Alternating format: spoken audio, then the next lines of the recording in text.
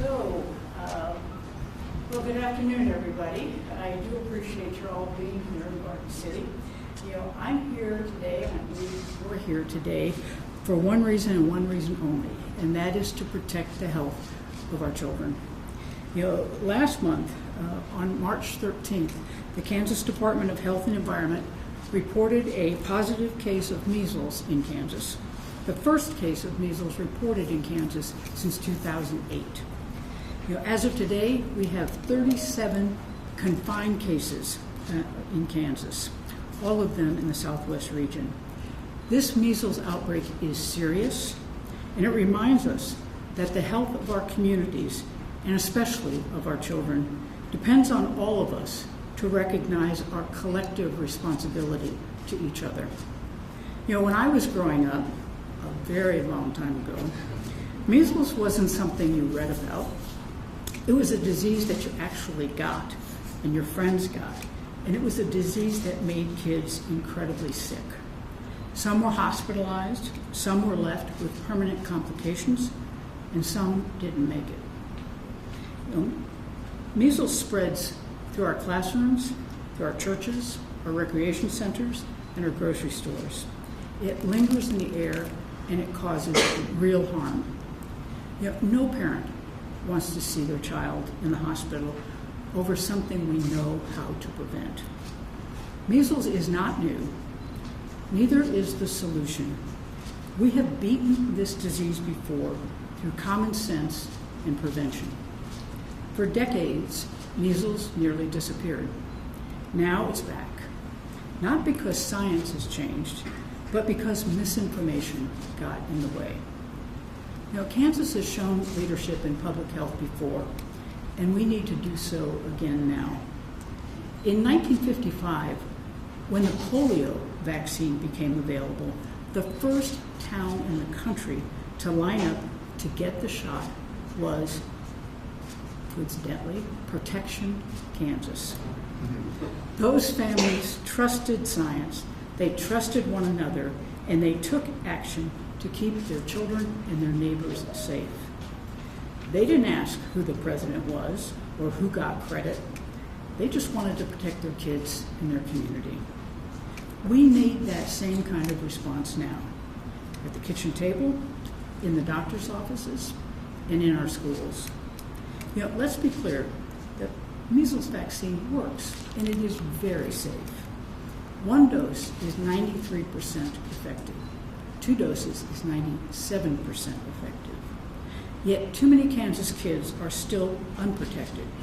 In some areas, vaccination rates have dropped below 90%. And that's why we have the outbreak that we're seeing today. I want to speak directly to the moms and dads, the grandparents and the caregivers making decisions for their families. You might have questions about the measles vaccine or any vaccine, and you are not alone. Wanting to be cautious, wanting to do right by your children, those are normal instincts. But you do not have to do this alone. Talk to your doctor, ask questions, get the facts, and then make a plan. The facts are simple. Measles spread very quickly. This disease is dangerous for young children and those with compromised immune systems. You can prevent it with 2 doses of the MMR vaccine. This is not political. It is not about ideology. It is about protecting the kids in your carpool, at your kitchen table, in your community. We all want our children to be safe. We want them in school, learning and growing, surrounded by adults who are doing what it takes to keep them healthy. Kansas families have always taken this seriously. We were the first to respond to the polio crisis, and among the first to require school vaccinations. And we have always made our children's health a high priority. And that commitment is part of what has made Kansas so strong. At the same time, I won't ignore what is making this harder. In recent years, the legislature has chipped away at the public health tools communities rely on. They have made it harder for schools and local health departments to act quickly when outbreaks occur. We need those tools back. But even without them, we're not powerless. Parents still have the most powerful tool of all, prevention. So today, I'm asking Kansas families to do what Kansans have always done. Put your kids first. Talk to your doctor. Get your child vaccinated. We've done this before. Let's do it again. Let's protect our Kansas kids. And now I'm going to hand it over to Dr. Totman.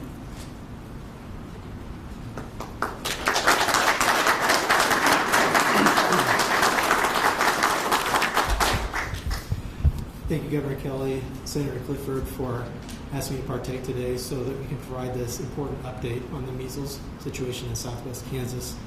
This outbreak continues to grow and affect mostly those who are unvaccinated. As of today, there have been 37 cases of measles in 8 southwestern Kansas counties, including here in Finney County. Of these cases, 30 are non-vaccinated individuals. The vaccine is absolutely our best, safest defense against this outbreak. Measles is an extremely contagious disease and it spreads very rapidly. If a person is infected with measles, the virus spreads when they cough, sneeze, and talk. If one person has measles and exposes others, 9 in 10 people who are not immune will catch measles. The key word there being immune. So what makes someone immune for measles? Either they've had measles in the past or they're properly vaccinated with the MMR vaccine. Measles can be very dangerous. It can cause a variety of health issues, including brain inflammation or swelling. 1 in 20 children can develop pneumonia. It can cause long-term problems or rare but fatal brain disease, as well as death. Children under 5 are at most risk for serious adverse complications, as well as adults over the age of 20, pregnant women, and those with a weakened immune system. Like we've all said today, vaccination is our best defense against this outbreak. The MMR vaccine is 93% effective against measles after 1 dose and 97% effective after 2 doses. Normally, we recommend receiving the first dose at 12 to 15 months of age, with the second dose given between 4 and 6 years of age. However, with this outbreak, we are recommending an early extra dose at 6 months for babies in the 8 affected counties and their surrounding counties. Adults who have not been vaccinated can get both MMR vaccines as long as they're at least 28 days apart. If you think you've been exposed to measles and are unsure of your vaccine status, please contact your healthcare provider as soon as you can, as you may be able to get an MMR vaccine within 3 days of exposure or an immune globulin treatment within 6 days of exposure, both of which would significantly lower your risk. If you have an exposure, then you would want to watch for symptoms like a fever or rash for 21 days. Stay home during that time and avoid high-risk places like schools, daycares, and healthcare facilities if possible. And if you do get measles, stay home. You are contagious from 4 days before the onset of the rash up until 4 days after when the rash first appeared. Do not go to work, do not go to school, do not go to any public places during that time. Ask your healthcare provider when it is safe again for you to be out in public around other people. And I can't stress enough how important it is to receive that MMR vaccine to protect yourself, your family and loved ones, and those in your community against this outbreak. We are continuing to work very closely with all of our local health departments across Kansas, local and state officials, the CDC, and healthcare providers to ensure the measles and cases are properly monitored and contained as best as possible. Lastly, we are continually assessing and evaluating our supplies, our availability of MMR vaccine, testing supplies, and to ensure that all Kansans have access to the health care they need to prevent measles, whether they are insured or uninsured. And with that, I'll hand this over to Dr. Clifford.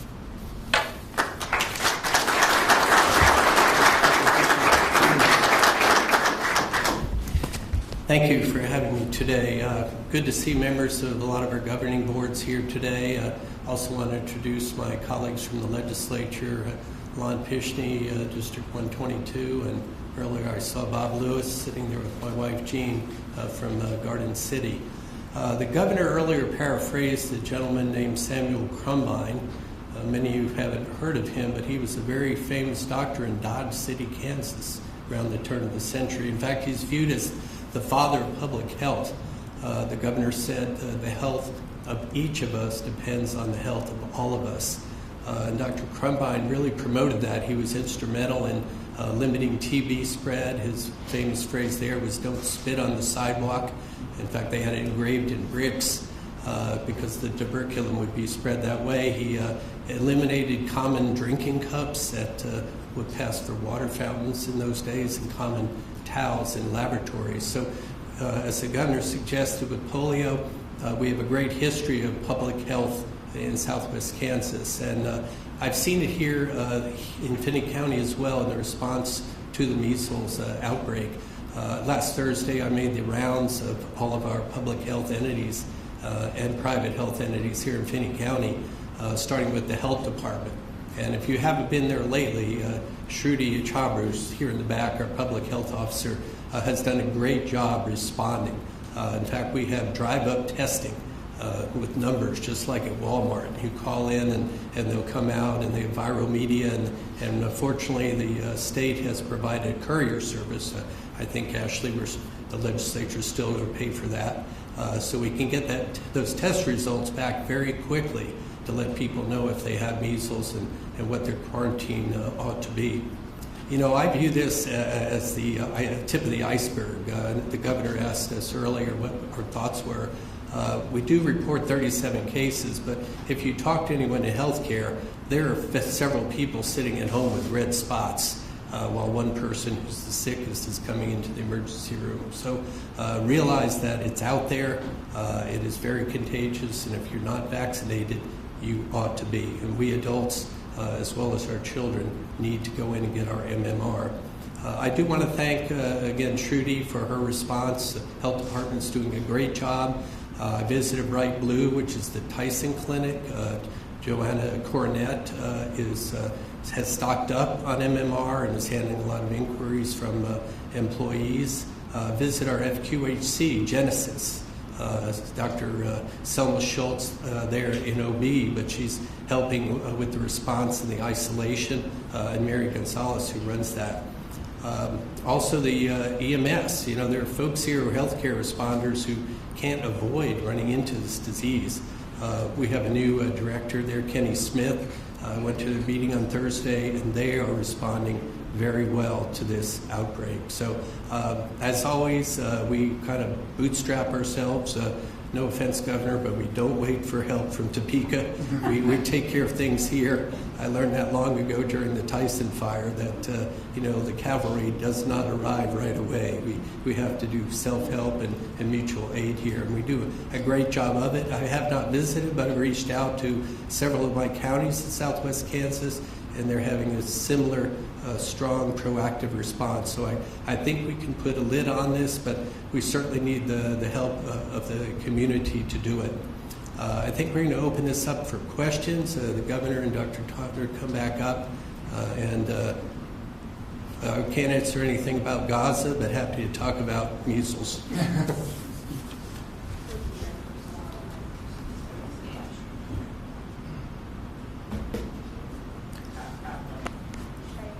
Yeah, for those of you in the audience, if you have a is it just be press questions?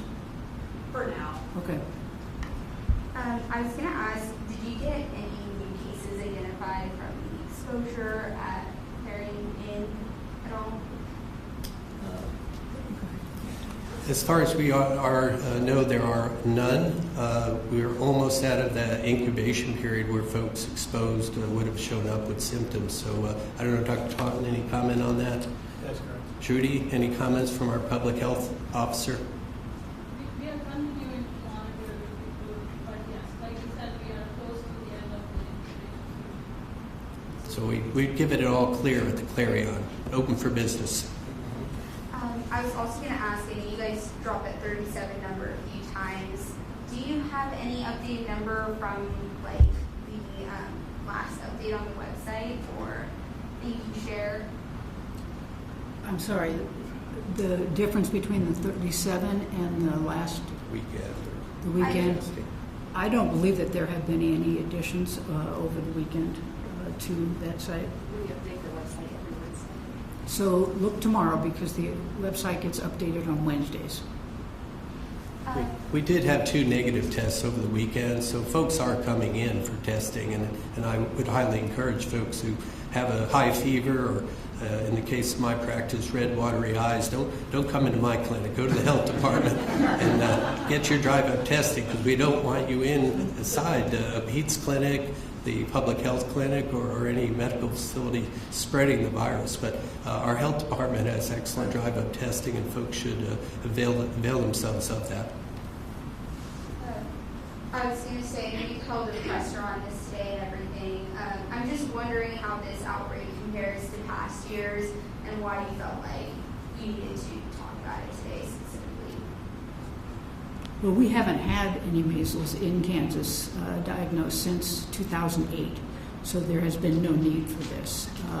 I think the fact that we have 37 documented cases, we have no idea how many other cases there might be out there, that it was important for us to bring together the state and local and medical to let the people in this region know what's going on and what they can do to protect themselves and their children. With, of course, how easily measles spread, is this preparing for it to spread beyond just southwest Kansas? Yes, as I mentioned, we are in very frequent, regular communication with the local health departments, having weekly meetings to help address questions in southwest Kansas, as well as holding regular meetings with other health departments around the state, trying to engage healthcare providers, but really increasing the awareness, because one of the best things is, of course, as we've talked about all today, is really making sure we're getting those doses of the measles, mumps, and rubella vaccine that offers excellent protection against this disease and is really our best defense at stopping this outbreak. And I would like to thank KDHE. We have Secretary Stanek here today, and Ashley Goss, who's actually a Garden Cityan. Welcome home. They've been very cooperative, very proactive, Zoom calls with the local health departments, and they have obviously a big stockpile, bigger than we have, that they can get to us very quickly. There's also immune serum if we do have folks hospitalized who need a little boost, because there really is no treatment for measles, and it can lead to pretty serious things like pneumonitis or encephalitis and even death. So KDHE has been on top of this since the start, and as Dr. Totten indicates, there are no borders to the virus, so we're talking to the other states and learning from those who are unfortunately ahead of us in this epidemic in Texas and New Mexico. And I guess you ask Kansas ask for federal resources as well to help address the measles outbreak. We are not at that level yet, so there has been no ask. We would ask, should it get more extreme than it is, but right now we've got plenty to take care of business. Where did the first case originate, and where has it spread from some of these cases? Yeah, thank you. That first case was in Stevens County, and then there was a cluster of counties in that region that has since really been connected almost as it's progressed through southwest Kansas.